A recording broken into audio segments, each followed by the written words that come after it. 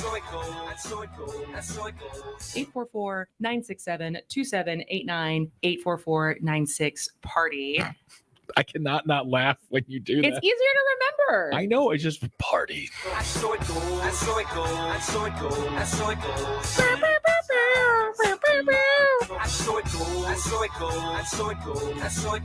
Oh, I love that. Yeah. Moving Wisconsin forward, one joke at a time. This is Kristen Bry with As Goes Wisconsin. Yada, yada, yada. Hello, Wisconsin!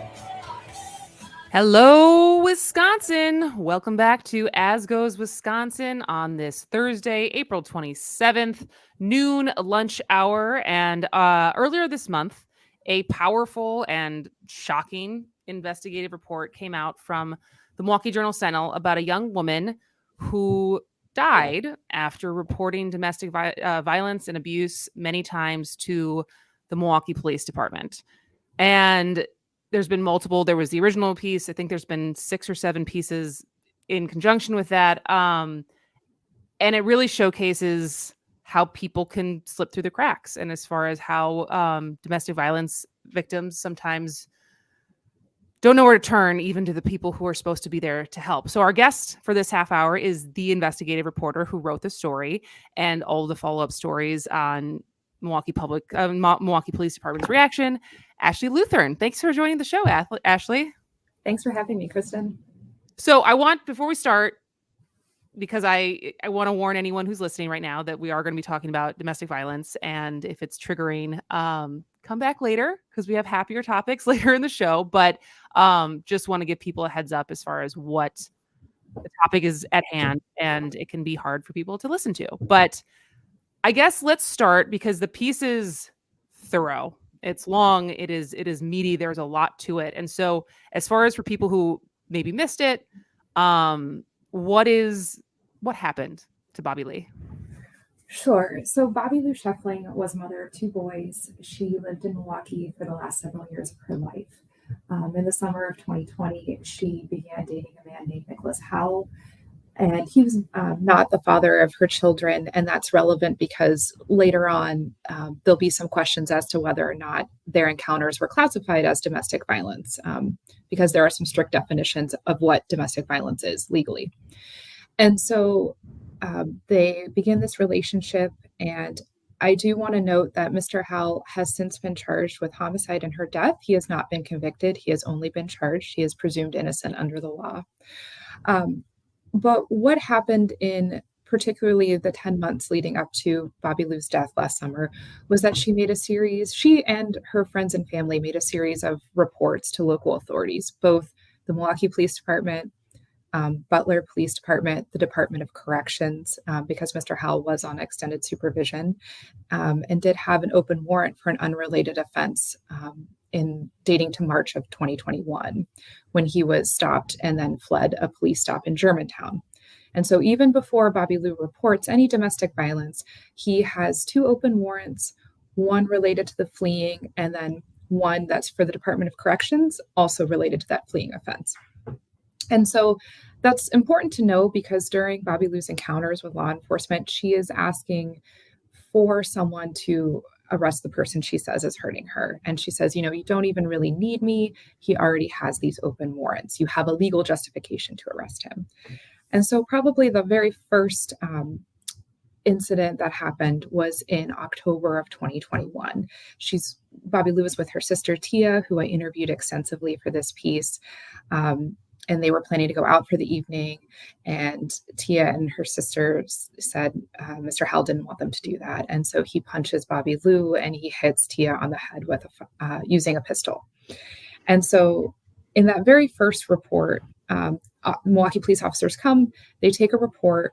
They determine that it's not domestic violence because the information that they recorded, and it's unclear to me if there was a misunderstanding or a miscommunication, but the information they recorded was that the 2 had never lived together, even though they had, and that they did not share children in common, and that they had never been married before. And so therefore it wasn't domestic violence. And so, for example, Bobby Lou did not get a lethality screening, which is an 11 question form that tries to gauge which domestic violence victims are at high risk for lethal violence. It's used by all agencies in Milwaukee County. It has been since 2014. So she did not get that at that time. She also did not get a referral to an advocacy organization. The case is then reviewed by the district attorney's gun unit, not the domestic violence unit. And so ultimately, Bobby Lou does have conversations with the prosecutor reviewing that case. And she says, because he's not in custody, I'm very much in fear of him. I don't want to move forward with any kind of criminal charges. And so because of that, the DA's office said, we don't have enough evidence to issue the charges alone, so we're not going to issue anything in that case, in that October incident. The next kind of red flag that happens is in January of 2022. And there's a police chase in Butler. And Bobby Lou is driving, and she is fleeing a traffic stop. And it later is believed that Mr. Howell is the passenger in the car. And when she's interviewed about this by Butler police a couple months later, she says her passenger held a gun to her and forced her to flee, and said that if she stopped, he would shoot her or the officer. And so she said that's why she fled and kept fleeing. And this Butler police officer was very thorough in his report. He had gotten already security footage from the Quick Trip where the initial traffic stop had started. Facial recognition from another suburban department identified the driver as Bobby Lou and the passenger as Mr. Howell. When Bobby Lou is speaking to the officer, she gives a different name for the passenger. She does not identify the passenger as Mr. Howell. So even though the Butler police officer already had run his background and asked her point blank, she said no. And when I talked to her sister about this later, she said that was almost certainly because she was in fear of him. Yeah. And her sister confirmed that Bobby Lou had told her that it was Mr. Howell who had been the passenger in that particular incident. And so the Butler police officer also had some concerns about jurisdiction. The gun apparently comes out on the Wauwatosa side of 124th Street. There's a question of, should they investigate? Should Wauwatosa police be the ones investigating this? Can they even identify this person? And so ultimately, what Butler police tells me is they ran into a dead end. They couldn't find anyone who matched the description of the person from Quick Trip and the name that Bobby Lou had provided. There was no attempt in my reading of the reports to try to locate or talk to Mr. Howell, even though he had been identified through this facial recognition software. Nor was there any communication to the Department of Corrections that he had been flagged in this incident.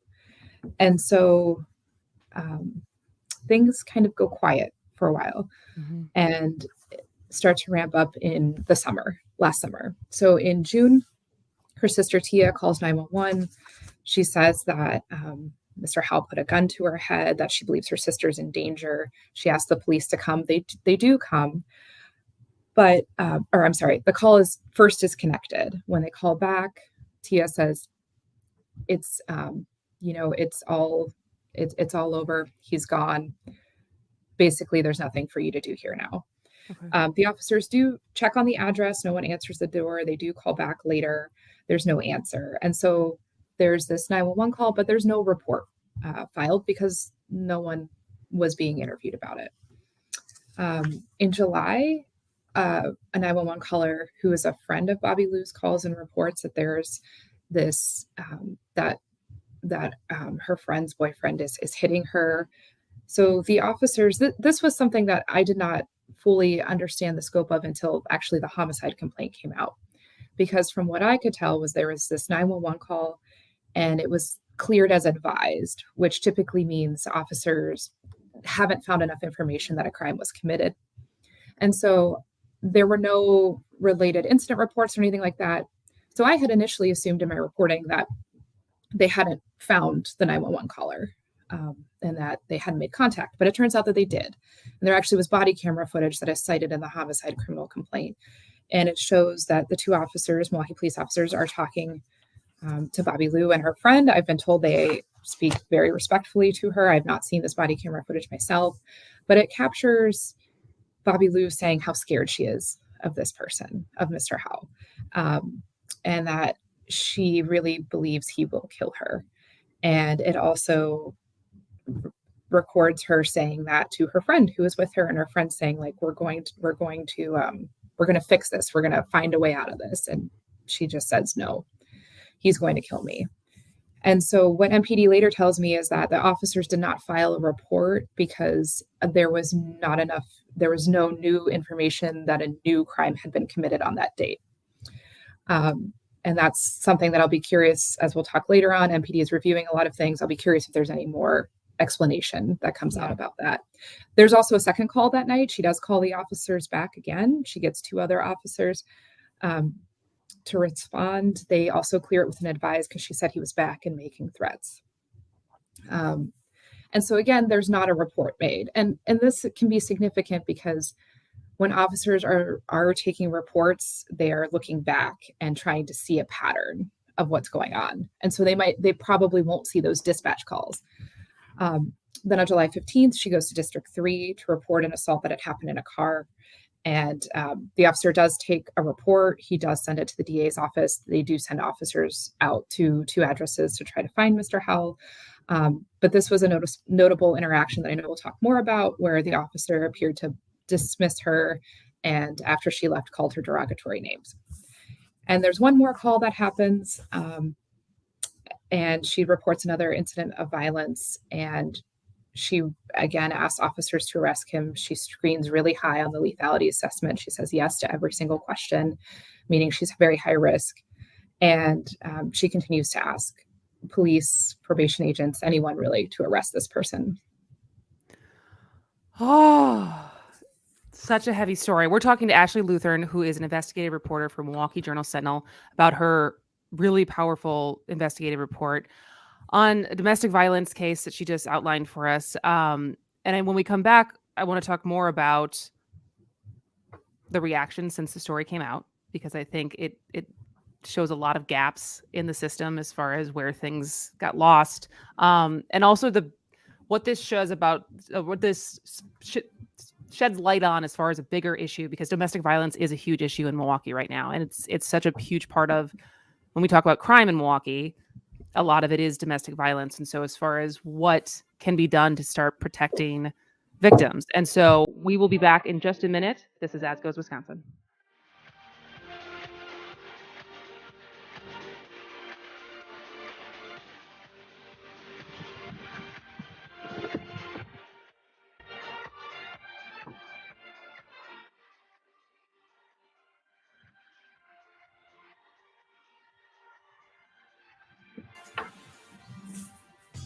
Hi, this is Lindsay Keinert at 540 AM and 101.1 FM WAUK The Shaw. Here are upcoming events happening in the area. Attention wine lovers, check out a Cabernet tasting at Crush Wine Bar in Waukesha this Wednesday starting at 6:30. RSVP to reserve your spot by texting 262-227-7280. On Thursday, come get your laugh on and see comedian Josh Blue at Milwaukee Improv in Brookfield at the Corners. Doors open at 6:30 and the show begins at 8. Want a free ticket to Summerfest? Come support local students by donating needed hygiene supplies this Friday from 10 a.m. to 2 p.m. at the Briggs & Stratton headquarters for their supply drive. And finally, visit Art in the Green, which is a 2-day indoor art festival at the Mitchell Park Domes. The event starts at 9 and goes until 4. Tickets can be purchased at the event or in advance both Saturday and Sunday. If you have an event you'd like us to share, let me know. Email me, Lindsay Keinert, at info@civicmedia.us.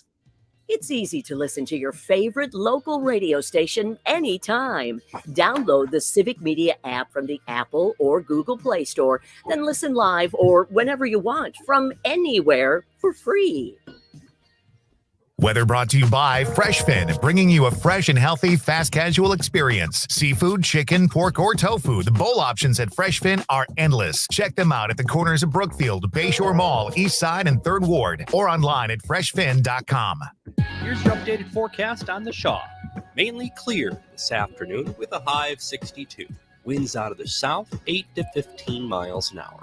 Mainly clear skies tonight, lows around 40. A mix of clouds and sun tomorrow, highs level off around 61. Cooler Saturday and Sunday with highs from the upper 40s to the mid 50s. Scattered showers both days. For Civic Media, I'm meteorologist Eric Height. Currently, it's 55 degrees. A progressive voice from Manitowoc to Janesville. WAUK 540 AM. Always streaming at WAUK.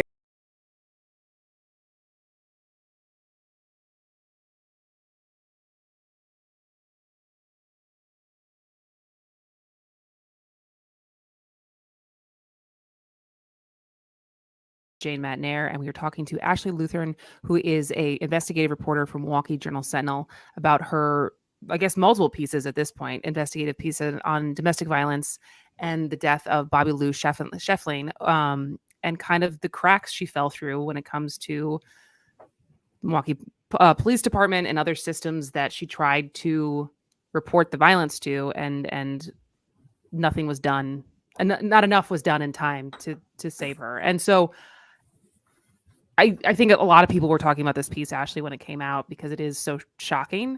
And so what has been, I guess, partially the public's reaction, but more importantly, the police's reaction and the mayor's reaction and the people who kind of, this doesn't make them look very good. I think part of the strong reaction was because not only was it just so voluminous as we just talked through, and I should mention there also were reports made to the Department of Corrections as well during that time period about Mr. Howell's possible alleged behavior. And I think what really captured people's attention was that we had video of that interaction that Bobby Lou had at District 3 with an officer there. I had domestic violence experts here locally review it and tell me what they felt like went wrong in that interaction. And I think that's really what captured the public's attention. And I don't want that video to overshadow, like you said, the broader system failings here, because there clearly was a missed picture of a series of escalating domestic violence incidents. And that's important to figure out why that happened. But I can tell you, when I spoke to Mayor Cavalier Johnson the day after the story posted online, he said he had already read it. He was pretty outraged. He said he'd never wanted to see any crime victim, let alone a domestic violence victim, treated the way that Bobby Lou was, and that he expected there to be changes, and that he expected the Milwaukee Police Department to treat everyone with respect, dignity, and professionalism as their code of conduct requires. I was able to interview Chief Norman about a week after it published online, and he did say that the department has now opened a full internal review into all of Bobby Lou's contacts with the department to see what went wrong. He wasn't prepared to say what had gone wrong without that review being done. It will include that District 3 interaction, although the department already had reviewed it when I first asked about it in December, and essentially just reminded the officer, you need to treat people with respect and professionalism. He pointed out, the department, I think they've said, we're willing to look at this and see where we can go wrong. They have continued to tout their investments in addressing domestic violence, which are very real. They have dedicated more resources to that. But the point that I have sort of made to some police sources I've talked to too is that, yes, there are all these really good resources, and yes, this still happened. And so someone can go to Sojourner and have an advocate with them and have a really well-trained officer from sensitive crimes take the report, or they can walk into a district station and perhaps not get that same level of police service that we all would want. And I guess, it's good that this is what good journalism does. It raises, it exposes issues. And so it is, as horrific as it is to read that story, to know that there is a review happening is good. And as far as what the professionalism expectation is of police officers when they're dealing with domestic violence victims or anyone is there. But I guess, what do you feel like this show sheds as far as the bigger picture, as far as so many of us who are not victims? Even if we have people in our lives who are, I've talked to Carmen, who is the CEO over at Sojourner House, and she's incredible. What we don't understand about what victims or domestic violence victims are going through, and where they can turn, where they can feel safe. And I feel like that's so much of what this story shows is, even when you think you're doing the right thing, it doesn't necessarily work out the way that you hope that it does. I think there are two things that I really hope this story shows as far as that issue. The first is that I think a lot of time I think a lot of times. Oh. Did we just lose her? We must have just lost her. We must have just lost Ashley. As far as there she is. I'm so sorry about No, that. you're fine. That's not I was right. like, she was there and she's gone. That's okay. Sorry, I'll But try to we be have about quick 2 because I minutes. know. Yes, we have about 2 minutes before the break, but I just want to make sure we finish this. Yes. So everything a victim does is to protect their safety. And if you've never been in an abusive relationship, you may not understand the choices that a victim or survivor is making. Bobby Lou is making very rational choices. It makes sense not to go forward with a prosecution if the person you're accusing is still out of custody and has the ability to show up at any time and possibly cause you more harm. And the other thing is that I think in general, we as a society, and that includes law enforcement, need to listen to victims who are telling us what they need to stay safe.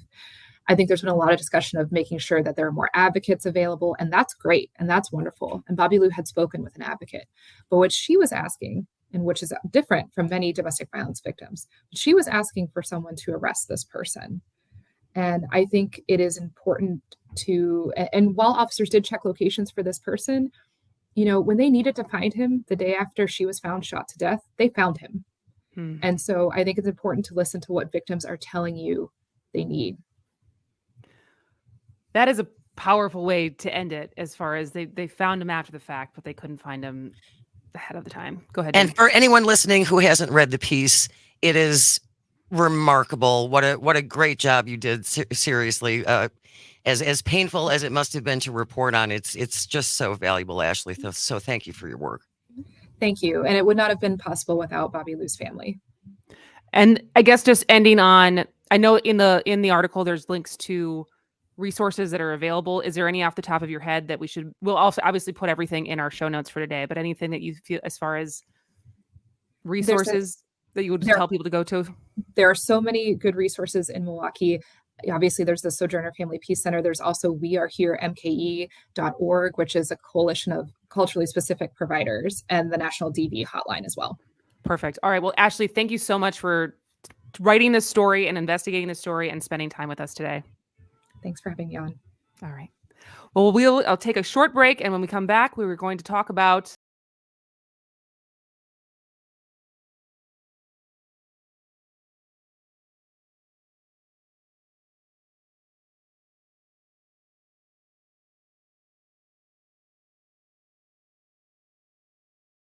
on FM, your fix for progressive talk from Butler to Wind Lake. Always streaming at WAUKradio.com. CBS News Brief. Jerry Springer has died at 79. His daytime talk show show is a no-holds-barred free-for-all for more than 20 years. CBS's Deborah Rodriguez. The British-born Springer told the BBC, "Yes, it's a stupid show. I always say our show is stupid. But for 1 hour, it's an escape from regular life." Springer also served as mayor of Cincinnati in 1977. CBS's Nicole Skanga says a court hearing today will be about holding an Air National Guardsman until his trial for disclosing military secrets. DOJ lawyers claim he destroyed evidence, including a laptop and game console, and posted in a chat group a note to delete all my. Hi, Jennifer. Hello. How are you? I'm doing fine, thank you. Good. How are you doing? I'm doing well. We just had a very heavy topic as far as domestic violence, so hopefully we're coming back from that. But that's okay. Say your last name for me. Is it Kammerud? Kammerud. Kammerud. Okay. Pretend there's an E on the end. Perfect. And I think, did Chris share with you kind of the outline of where I feel like makes sense to kind of cover the report? Yeah, he had shared that you were going to approach it kind of from the beginning of bringing people into the profession through their licensing all the way through kind of to the end of the continuum. So yeah, it kind of when I was reading the highlights of the report, it's like it feels like there's a funnel. And there's leakiness of the funnel across the board. And so talking about it that way, and also like what solutions potentially there are out there, but it is a problem that I know everyone is feeling. So I'm excited to talk to you about it. Yeah. Thank you for having us. Yeah, of course. All right. For Well, we having have me. about 2 minutes. And so Okay. once we come back, we'll be able to see each other. Sounds good. Great. $1 million innovation fund to encourage sharing of services like police and fire protection. Assembly Speaker Robin Voss calls it doing more with less. In sports, the Bucks are out of the playoffs after last night's Game 5 overtime loss to Miami. I'm Terry Bell, and this is Civic Media News.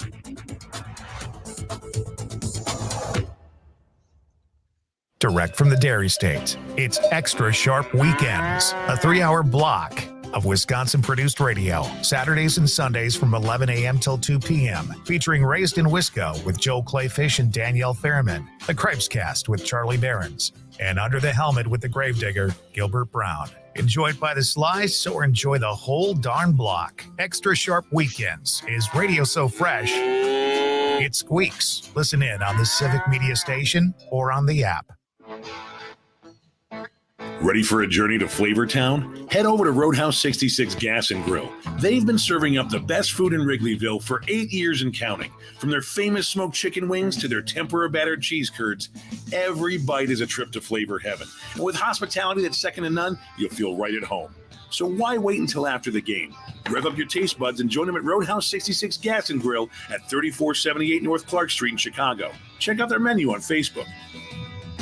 Tens of thousands of Wisconsinites live with a debilitating chronic disease called lupus. Build awareness and raise funds by challenging your friends and family to register today for the 21st annual Walk to End Lupus Now Milwaukee. The walk will take place on the morning of May 13th at beautiful Hoyt Park in Wauwatosa. Adult registration is just $30 and children under 15 are $20. Prices will increase after May 10th, so make sure you sign up now. To pre-register, go to lupuswi.org or call 414-443-6400. Women get a lot of advice about self-care these days, but one of the most important self-care steps we can take is making sure we're financially secure later in life. For small steps you can take to save for retirement, visit WeSaySaveIt.org. A message from AARP and the Ad Council.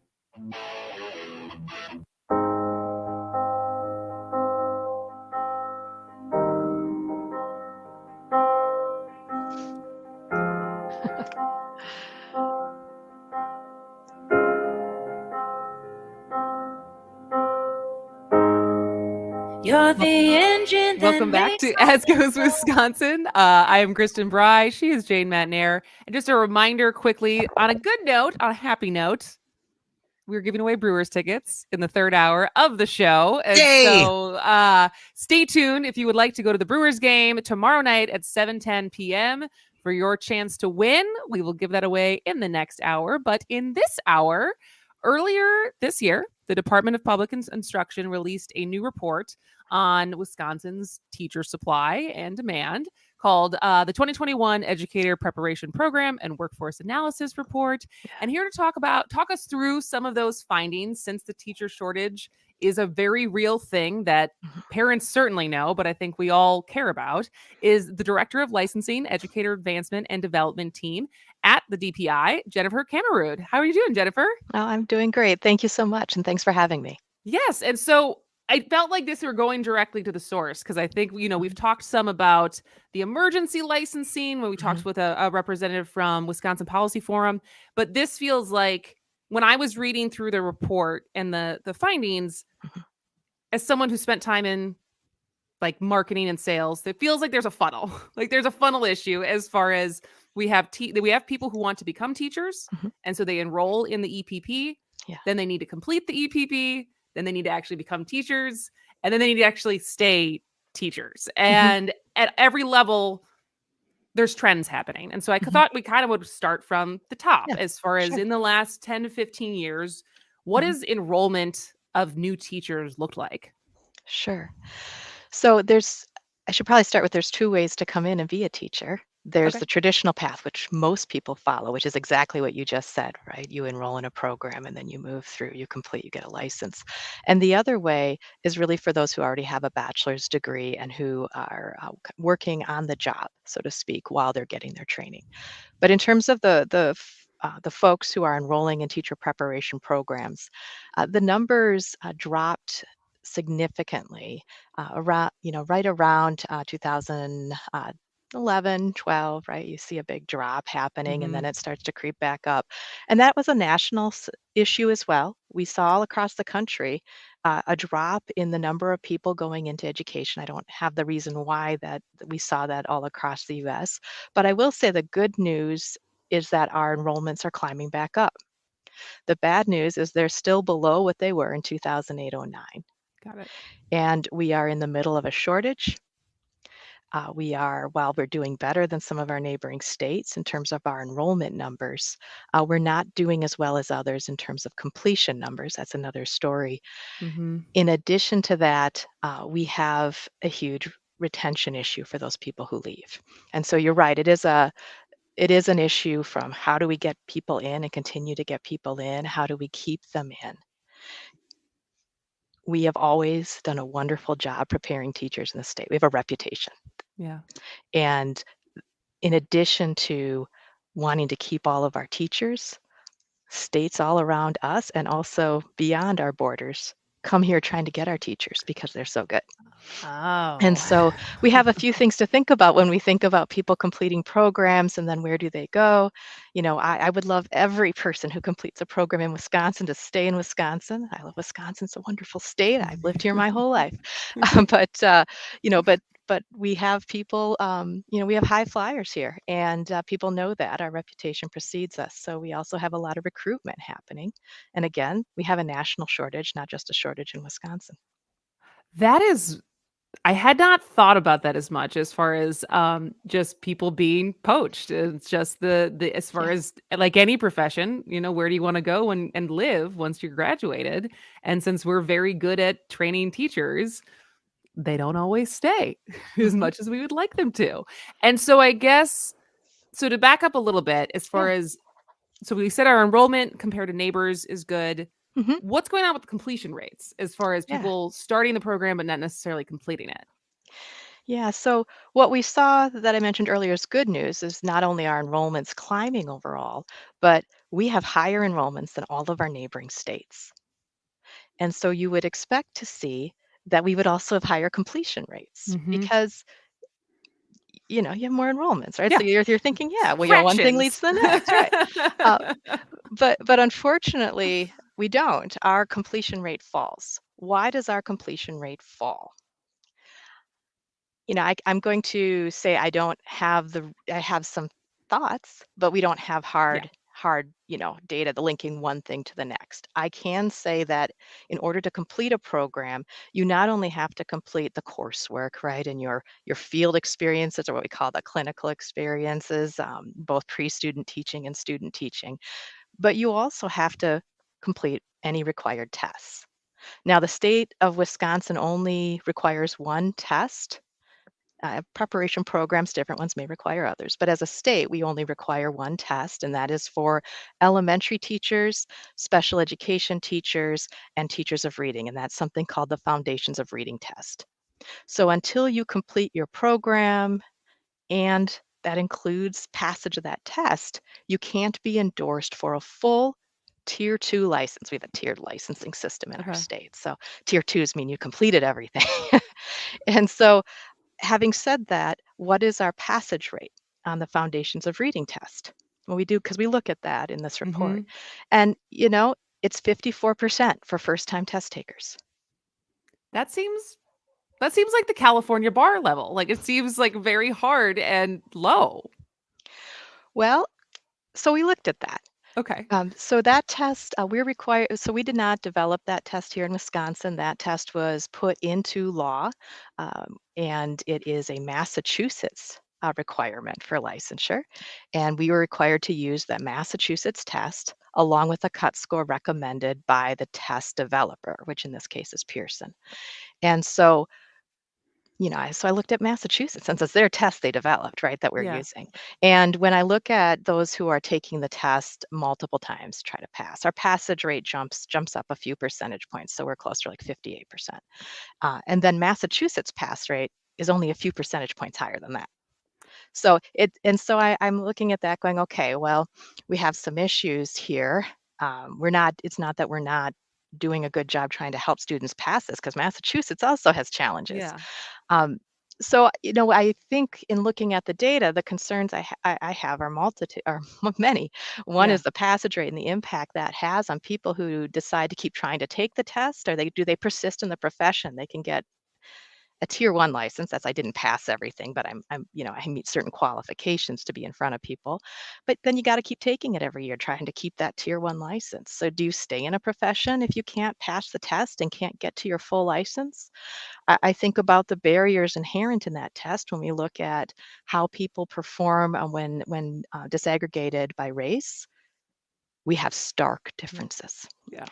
And it's not just in Wisconsin, we see that. So that's a concern that I have. I'm happy to say, however, that Massachusetts updated their test that was just deployed in Wisconsin this year. I don't yet have data to say if our passage rates are going up now that there's a new Interesting. test.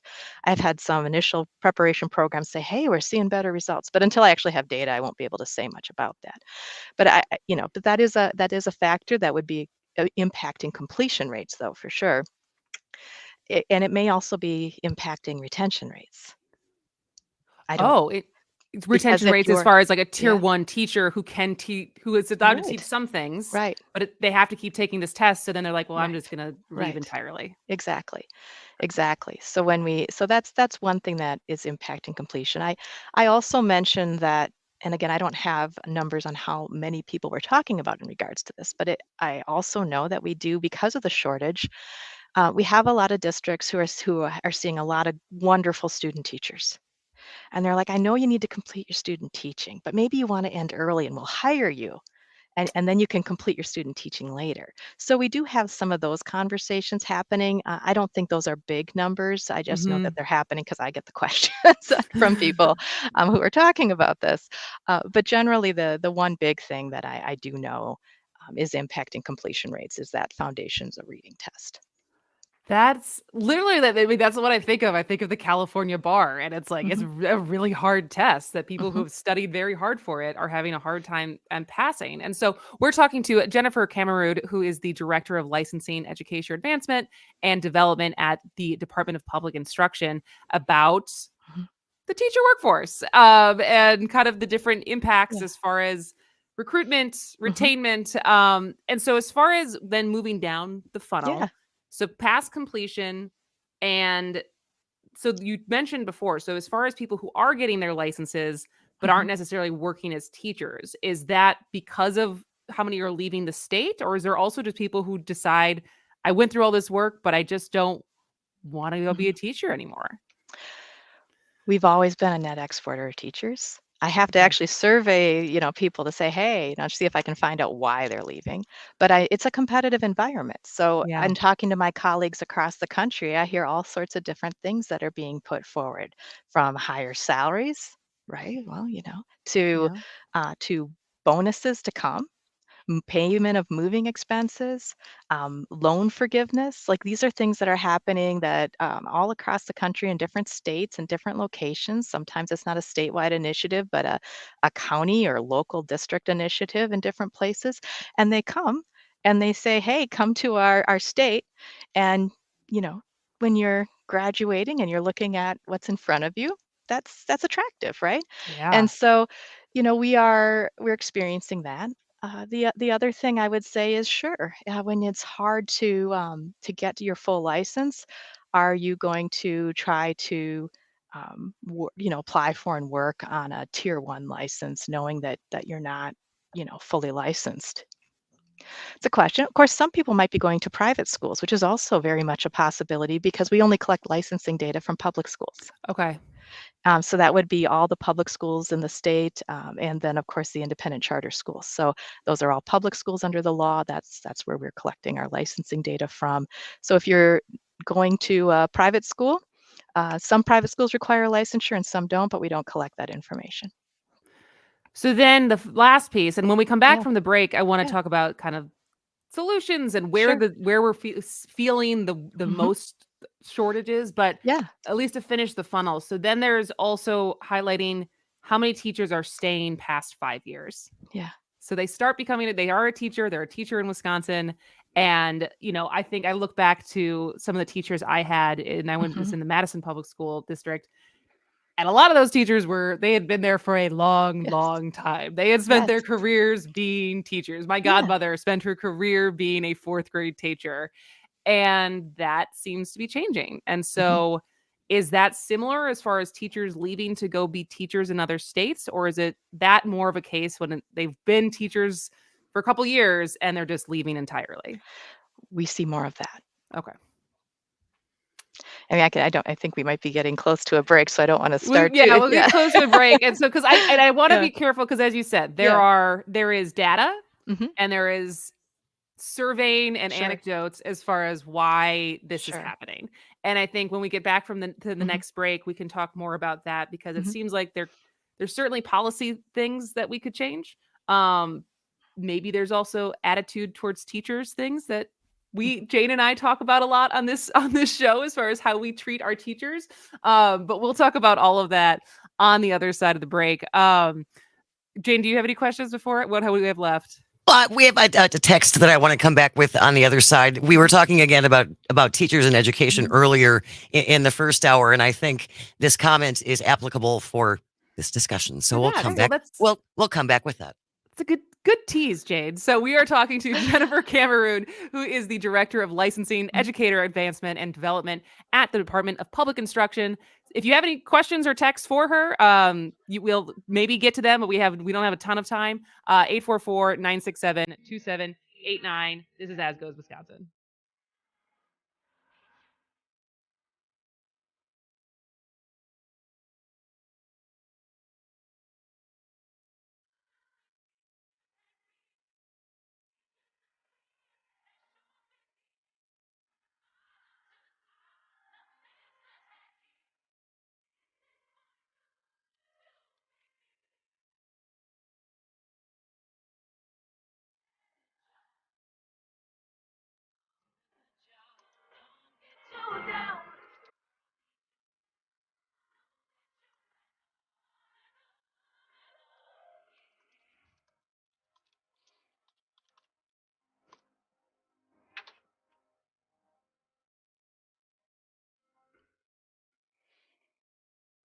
Embroidery Professionals Plus, how may I help you? I've been tasked with getting some printed t-shirts for an event that is coming. Is that something that you do? Absolutely. Did you know what kind of tee you wanted? I do, but my question is, do you have any minimums? Nope, we don't have minimums, and it sounded like you might qualify for a bulk order discount. To get started, email Embroidery Professionals Plus has custom apparel specialists ready to supply your event with printed tees too. 2 Wisconsin locations in Deerfield and Eden. Embroidery Professionals Plus, apparel you love, service you crave. Oh, yeah, and home of the Wisconsin Tailgater hoodie. Hey, this is Matt from Design Garden. Remember when the internet was new? Back then, you had to leave your house to start a business. Companies used to pay programmers bags of cash to get online. Now, small businesses can get online with a Facebook business page, or Squarespace, or Google My Business, or WordPress. But which tools should you use? Can you afford to go down the wrong path? Design Garden uses modern tools to build your website the right way. Find us online at design.garden. Again, that's design.garden. My mother was very familiar with her neighborhood, but one day she stopped at the stop sign and she wasn't even really sure where she was at. When something feels different, it could be Alzheimer's. Now is the time to talk. A message from the Alzheimer's Association and the Ad Council. Weather brought to you by Taqueria Miyagi, Waukesha's authentic Mexican food truck, which is now open and ready to serve you. Find us at 1610 Lincoln Avenue in the BP gas station parking lot, or call us at 262-278-6590. Here's your updated forecast on the Shaw. High of 62 this afternoon, under mainly sunny skies, winds out of the south, 8 to 15 miles an hour. Mainly clear skies tonight, lows level off around 40. Partly cloudy tomorrow, daytime highs approaching 61. Chance for scattered showers Saturday and Sunday. Mid-50s Saturday, upper 40s by Sunday. For Civic Media, I'm meteorologist Eric Height. Currently, it's 55 degrees. A progressive voice for rural Wisconsin. WAUK 540 AM. Always streaming at WAUKradio.com.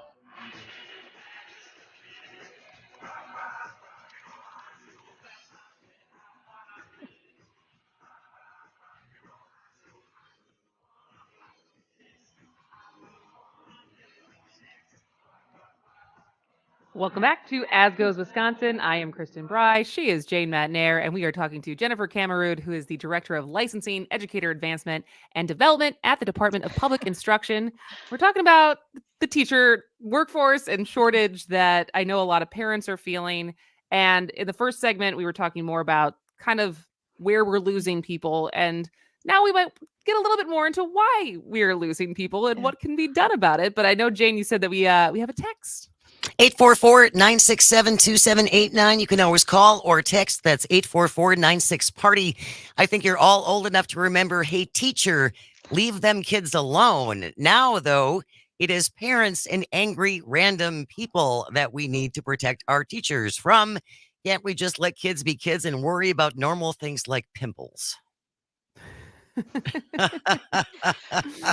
But Jennifer, I do wonder if the way that teachers were demonized during all of Act 10, and now with the extra pressure that teachers are under, they're no longer qualified to decide what books can be in their own classroom libraries.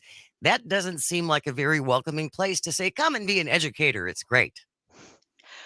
Well, we have a 67% retention rate for teachers in their first 5 years. We are losing teachers there and frankly, all along the continuum. And why? Well, you're bringing up some really important issues here. So one is, of course, the expectations as well as the interactions. What do we expect of our teachers? We expect a lot of our teachers. We place our children's lives, their futures, in their hands every day. They feel that. It's inspiring when we see the changes and the knowledge they impart. They're amazing people. And at the same time, we have all of these academic expectations. We also know that the children who are in front of them every day care deeply about their teachers and have a special relationship with their teachers as well. There's trust, there's confidence, and they tell their teachers a lot of things and look to their teachers for guidance and support. That's a lot in front of a teacher. And so, putting, yourself in that space, when anyone comes to you and hurts you, frankly, because they maybe not even intentionally in the day-to-day interactions, everybody's trying to do the best job they can. And then on top of it, there's a lot of conversation about what do we trust our educators to do? How do we feel about the job they're carrying out? And how do we value them? And, kids see these conversations too. And when you think about your day, it's rewarding, exhausting, inspiring, like all those things, and emotionally hard sometimes. Yeah. And so you place all of that, and then all of the things that are happening all around in the news, politics, maybe in your district, and it's a lot to take in. And so I would say, yeah, of course that impacts you. You think about your own job if you had, if you had that kind of environment around you, and it's a weighty role. You have a very important job. How would that make you feel? When we look across what's happening in terms of not just how do we tell teachers how much we appreciate and value the work they do, we know that they too not just feel these things, but see how we value them or don't in different spaces. One of the ways we see that, and actually all jobs do this, right? You pay people and you give them benefits and things as a way to demonstrate the value of their work. That's every job. Everybody's got that. And so one of the things we looked at was what's happening with benefits and wages. And so the report, we look at that over the last decade. and we held it in constant 2021 dollars, so it kind of would look, make more sense, Yeah. if you're looking at it. And wages and salary have gone down over the last decade by over $10,000. Wow. And so if you look at the end, if you think about that,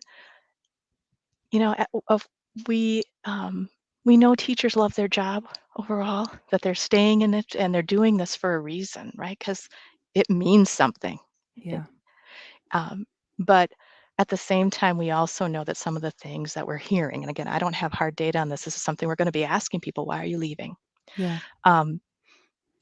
We also know that people are moving out of teaching because they have families to support. They have things they need to do.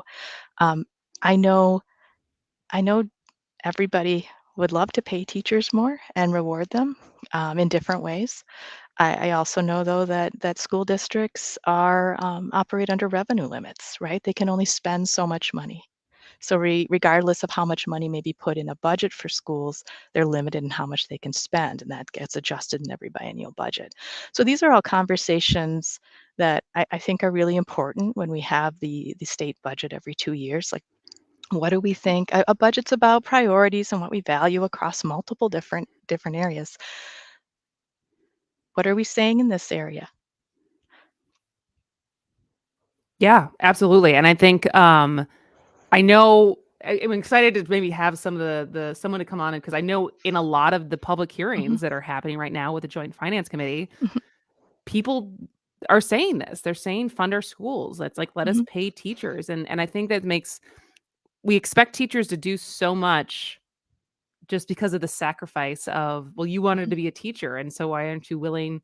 You get summers off, which is the most ridiculous thing. Every teacher I know works all summer because that's how little they make. And so that's where I start. I think the two things that I take away from this, as far as what we can do as individuals, is treat teachers better, and as a policy, advocate to pay teachers more, because otherwise we're just going to continue to lose people who can make more money and support their family in other ways, even though we all need and rely on teachers for our kids. And so, Jennifer, you are more than welcome to come back. This was lovely. You also have like one of the most soothing voices I think I've ever heard. So I don't know, a separate future career in ASMR for you, I see. But thank you so much for spending time with us today and breaking this whole report down. Sure. Thank you. Thank you very much for having me, and happy to be back anytime you want to talk more. Absolutely. All right. Thanks. Well, we are going to take a break for the top of the hour news. When we come back, we're going to talk about sports.